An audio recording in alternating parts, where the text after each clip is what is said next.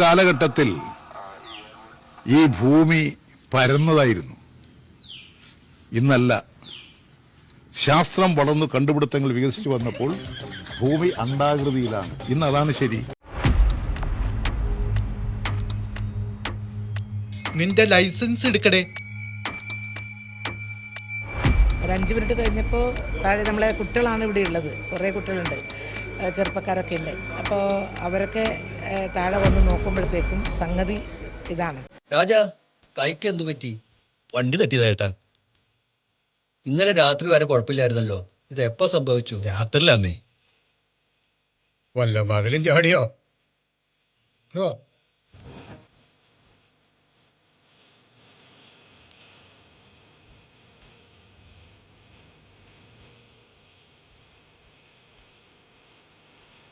പോത്തിന് പോലീസ് സ്റ്റേഷനിൽ എന്നാ കാര്യം? ഓരോ പണി ഉണ്ടാക്കാനായിട്ട്. അവൻ മൃഗാശുപത്രിയിൽ നിന്ന് വരികയാണെന്നേ. കടയടകയിലാണ് പോത്തനെ കെട്ടുന്നത്. ഇതൊരു ബിസിനസ് സ്ഥാപനമല്ലേ? കിഴിച്ചോണ്ട് നിൽക്കാതെ പോത്തിനെ അഴിച്ച് മാറ്റി കെട്ടുപെണ്ണേ. വേറെ പണിയൊന്നുമില്ലല്ലോ. ഇതൊക്കെ എല്ലാരും ചെയ്യുന്ന കാര്യമല്ലേ? All people too. അതെ. എന്നാലും എന്തിനാ രാത്രി അവന്റെ വീട്ടിൽ കയറിയത്? അവന്റെ ഭാര്യന്റെ എന്തെങ്കിലും സെറ്റപ്പ് ഉണ്ടാ? പറ. രാത്രി അവരെന്നെ കണ്ടിട്ടില്ല.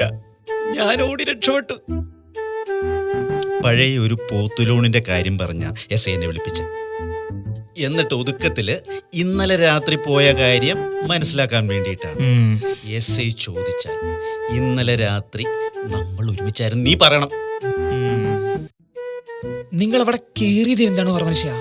ഇന്നലെ രാത്രി അവന്റെ വീട്ടിൽ കയറിയത് എന്തിനാണെന്നറിയാൻ നിനക്ക് ഇത്ര ടെൻഷൻ ഉണ്ടെങ്കിൽ അവൻ എത്ര ടെൻഷൻ ഉണ്ടാവും?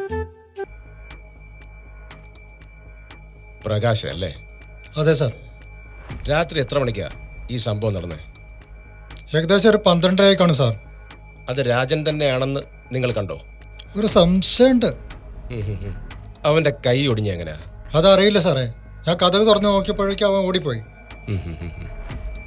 അവിടെ എവിടെയെങ്കിലും വീണ് കാണും. ഞാനവനെ വിളിപ്പിച്ചായിരുന്നു. ഈ വിഷയമൊന്നും അവനോട് പറഞ്ഞില്ല. രാത്രി വീട്ടിൽ കയറിയത് അവനാണെന്ന് തെളിയിക്കുന്ന ഒരു തെളിവെങ്കിലും നമുക്ക് കിട്ടണം.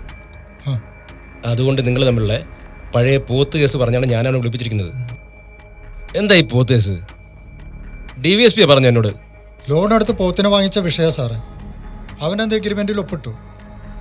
ഇപ്പം പറയുന്നത് ചുമ്മാ ഒപ്പിട്ടതാണ്. അതെന്താ സാറേ അങ്ങനെ ചുമ്മാ ഒപ്പിടും? നിങ്ങൾക്ക് താല്പര്യമില്ലെങ്കിൽ നിങ്ങൾ എന്തിനാ ഒപ്പുവെച്ചത്? ഈ പദ്ധതി നടപ്പാക്കാൻ ഉദ്ദേശിച്ചുകൊണ്ട് ഒപ്പിട്ട പദ്ധതിയല്ല എന്നാണ് മറുപടി. നീ ഒപ്പിട്ട എഗ്രിമെന്റ് പേപ്പറാ പോത്ത് ലോൺ. പോത്തിന് തൊഴുത്ത് കെട്ടാനായിട്ട് നിന്റെ അമ്മാവന്റെ പ്രോപ്പർട്ടി ഈട് വെച്ചിട്ട് നീ ലോൺ എടുത്ത പേപ്പറാ. അതെ സാറേ. നീ പോത്തിനെ വളർത്തണ്ട. ഇയാള് നിന്റെ അമ്മാവന്റെ മോളെയല്ലേ കല്യാണം കഴിച്ചിരിക്കുന്നേ? ലോൺ അയാൾ അടച്ചോളും. നീ എന്തിനാ എതിർക്കുന്നേ? അല്ലെങ്കിൽ അയാളുടെ പ്രോപ്പർട്ടി ബാധിക്കില്ലേ? രാത്രി വണ്ടിയിൽ നിന്ന് വീണു. ഒന്ന് റെസ്റ്റ് എടുക്കണം. ഇടിച്ച വണ്ടി നിർത്താതെ പോയി സാറേ. എന്ത് ചെയ്യും സാറേ? ഒന്നും കിട്ടത്തുമില്ല. ഈ പോത്തിന്റെ കേസ് പറഞ്ഞിട്ടാണോ രാജാ ഈ അഭിനയം? എന്നെ ഹോസ്പിറ്റലിൽ കൊണ്ടുപോയവർക്ക് അറിയാം സാറേ എത്ര പരിക്കുണ്ടെന്ന്. കൈക്കും കഴുത്തിനുമെല്ലാം പരിക്കേറ്റിരിക്കുന്നു. കൈയും കഴുത്തും പിടിച്ചു തിരിക്കുന്ന നിലയിലേക്ക് വന്നു എന്നാണ് അവിടുന്ന് കിട്ടിയ വിവരം. സാറേ വണ്ടി തട്ടിയതോ തട്ടി. എനിക്ക് കേസൊന്നുമില്ല സാറേ. രാവിലെ തന്നെ നിന്റെ വണ്ടി ഞങ്ങൾ സ്പോട്ടിൽ നിന്ന് എടുത്തിട്ടുണ്ട്. പക്ഷേ അവിടെ അങ്ങനെ ഒരു അപകടം നടന്നതിൻ്റെ ഒരു ലക്ഷണമില്ലല്ലോ. സാക്ഷികളും ഇല്ല. ഈ പച്ച പാതിരാത്രിക്ക് അവിടെ ആരും ഉണ്ടാകും മാഡം? ഈ സംഭവം എന്താണെന്നറിയാനായിട്ടേ ഞങ്ങൾ നിന്റെ വീട്ടിൽ വന്നിരുന്നു. സാറേ എന്നെ അപ്പം തന്നെ ഹോസ്പിറ്റലിൽ കൊണ്ടുപോയി. ഇതിനൊക്കെ ചെലവേണ്ട കേട്ടാ. എനിക്ക് കേസില്ലല്ലോ സാറേ. നിന്റെ വീട് കണ്ടുപിടിക്കാൻ തന്നെ ഒരുപാട് പാടുപെട്ടുപോയി. ബുദ്ധിമുട്ടാകും സാറേ, ബുദ്ധിമുട്ടാകും. അതിന് കാരണമുണ്ട്. Wherever I go, I take my house in my head. ഉണ്ടമ്പൊരി ഒരു സുഖമില്ല ക്ലീറ്റസേ. ഉണ്ടമ്പൊരിക്കൊക്കെ സുഖവും ദുഃഖവും ഉണ്ടോ? ചേട്ടാ ഒരു ചായ. ഒരെണ്ണം കഴിക്കും സാറേ. കഴിഞ്ഞ സർക്കാരിൻ്റെ കാലത്ത് ഒപ്പുവെച്ചു, അതിൻ്റെ ആദ്യ വീതം വാങ്ങി. ഇനി അതിൽ നിന്ന് പിന്മാറാൻ നിവൃത്തിയില്ല. അതുകൊണ്ട് ഉപാധികളോടെ നടപ്പാക്കാനാണ് തീരുമാനിച്ചത്. ചുമ്മാ ഇരി. ഈ പോത്ത് ലോൺ പുതുക്കണ്ടെന്ന് ഞാൻ അവനോട് പറഞ്ഞത് സാറേ. തൊഴുത്ത് കെട്ടാളെ ആദ്യ കെടുന്ന് മേടിച്ചു, ഒരു തൊഴുത്തും കെട്ടിയില്ല. അവര് പുതിയ തൊഴുത്തും കെട്ടി ലോണും പുതുക്കി, പോത്തിനെ വാങ്ങി. അത് നിനക്കെന്താടാ കുഴപ്പം? സംഗതി സിവിൽ മാറ്റർ അല്ലേ സാറേ, പോലീസിന് കേസെടുക്കാൻ വകുപ്പില്ല സാറേ. സാറ് വിട് സാറേ. രാജ, നിന്റെ വണ്ടി എവിടെയും തട്ടിയിട്ടില്ല, തെളിവില്ല.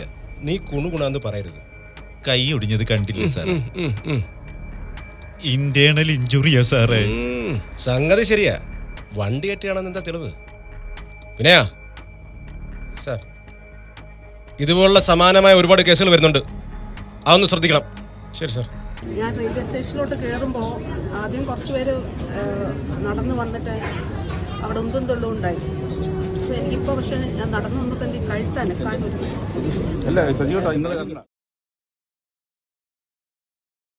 അവൻ ഒരുപാട് ഉപദ്രവം ചെയ്തിട്ടുണ്ട് സാറേ എനിക്ക്. അവൻ പറഞ്ഞ ബിസിനസ് ചെയ്ത് കുറേ പേർക്ക് കാശ് പോയിട്ടുണ്ട്. എനിക്കും കുറച്ച് കാശ് പോയിട്ടുണ്ട്. ബിസിനസ് ആയിരുന്നോ? ആന്നേ, അരി പൊടിക്കുന്ന വില്ലിട്ടതാന്നേ. കേട്ടാ സാർ ചിരിക്കും. എന്താ? ബിസിനസ്സൊക്കെ നല്ലതായിരുന്നേ, അതിന് വിജയസാധ്യത ഉണ്ടായിരുന്നു.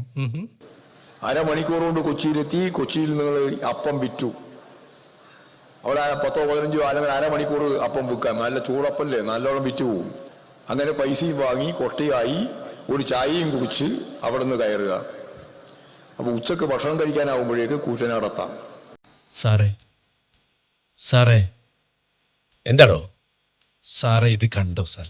എന്റെ കിണറ്റിലെ വെള്ളമാ കംപ്ലീറ്റ് കലക്കലായി സാറേ. എന്താടാ ഈ കളറ്? സാറേ അവന്റെ പറമ്പിന്ന് വരുന്നത് സാറേ. അവൻ തൊഴുത്ത് കെട്ടിരിക്കുന്ന എന്റെ കിണറിന്റെ സൈഡിലാ സാറേ. എന്തായാലും സാറ് വിളിപ്പിച്ചതല്ലേ, ഈ പ്രശ്നം കൂടി ഒന്ന് പരിഹരിച്ചു തരണം. നമുക്ക് സംസാരിക്കാം സാറേ. എല്ലാവർക്കും ജീവിക്കണ്ടേ സാറേ? ഇത് കലക്ക വെള്ളമാണ്, ഏതോ തോട്ടിൽ നിന്നെടുത്ത വെള്ളമായിരിക്കും. ഇവിടെ സാർ രാവിലെ നമ്മൾ അതിഗുരുതരമായ ആരോഗ്യ പ്രശ്നങ്ങളാണ് ചർച്ച ചെയ്തത്. ഇത് കൊള്ളാം. അമീബിക് മസ്തിഷ്ക ജ്വരമടക്കം ഉണ്ടാക്കാൻ പറ്റുന്ന തരത്തിലുള്ള വെള്ളമായിരിക്കും.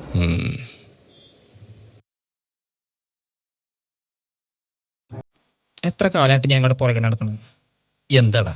നിങ്ങൾ എന്നോട് സത്യം പറ. എന്താ നീ പറ. നിങ്ങൾ എന്തിനാ രാത്രി ആളുടെ വീട്ടിൽ കയറിയത്?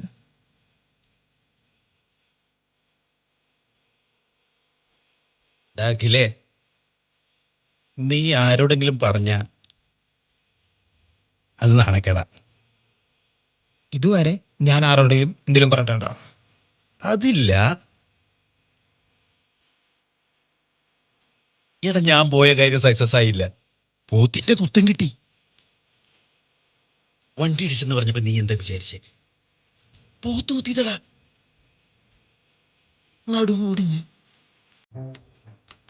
എടാ, ഈ പോത്തിന്റെ ലോണി ആദ്യം എന്റെ പേരിലായിരുന്നു, എനിക്കറിയാലോ. ഒന്നുകൂടി എനിക്ക് അവന്റെ വീട്ടിലൊന്ന് കയറണം. അവിടെ കയറുമ്പോ നീ കൂടി എന്റെ കൂടി ഒന്ന് വരണം. അതെന്തിനാ? ആ പോത്തിനെ 1.5 ലിറ്റർ പാലെങ്കിലും കിട്ടുമെന്ന് എനിക്കൊന്ന് നോക്കണം. അങ്ങനെയാണെങ്കിൽ ഇന്ന് രാത്രി തന്നെ നമ്മളതിന് വീട്ടിൽ കയറും. ആത്മനിഷ്ഠ ഘടകത്തിന്റെ ആഗ്രഹത്തെ മാത്രം അടിസ്ഥാനപ്പെടുത്തി വസ്തുനിഷ്ഠ സാഹചര്യത്തെ മൂർത്തമായി കാണാതെ ഒരു ഘട്ടത്തെ നിർണ്ണയിക്കാൻ കഴിയില്ല. പോയി കിടന്നുറങ്ങാൻ നോക്കടക്ക, വെറുതെ ബിറ് ബിറ് ബിറ് എന്നറിഞ്ഞുകൊണ്ടിരിക്കണോ.